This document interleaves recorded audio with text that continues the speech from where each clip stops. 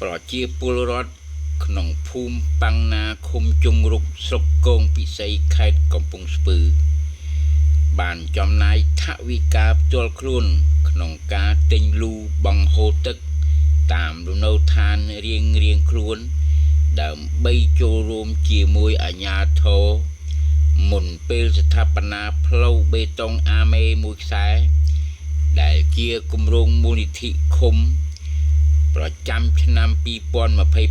2025ដែលនឹងគ្រោងស្ថាបនានាពេលខាងមុខឆាប់នេះហើយសម្បឿនយាមពីភូមិប៉ាំងណាគុំយើងរកស្រុកកងពិសីខេត្តកំពង់ស្ពឺនឹងវត្តមកចាប់ថ្ងៃទី10ខែ10ចាប់ថ្ងៃទី10ខែ10ដែលចាក់អនុវត្តដែលស្ដារប្រឡាយនឹងដាក់លូនៅអាមេបេតុងនេះណាបាទតែយើងហ៊ានពីដំបូងខ្ញុំចាប់ដាក់ពីខាងកើតព្រែកមុនទទួលដល់ជាតិលេខ3បាទជាប់ពីព្រំទួលព្រែកជាតិខាងមុខខ្ញុំហ្នឹងណាទទួលដល់ជាតិលេខ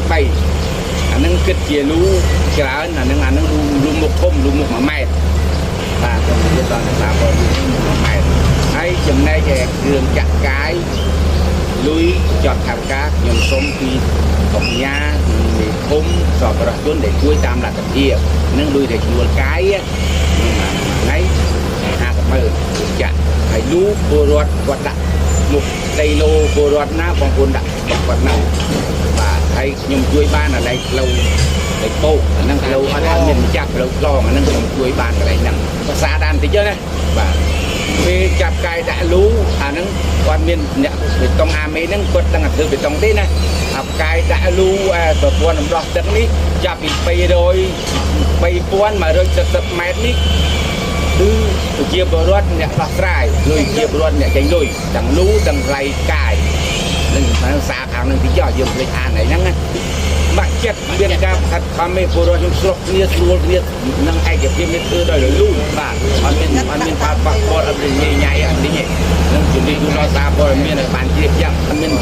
យើងទៀតមិនតវ៉ាថ្ងៃទួយទេគាត់ចង់បានឲ្យត្រូវស្អាតលើឲ្យមកកង់តម្លៃ45,000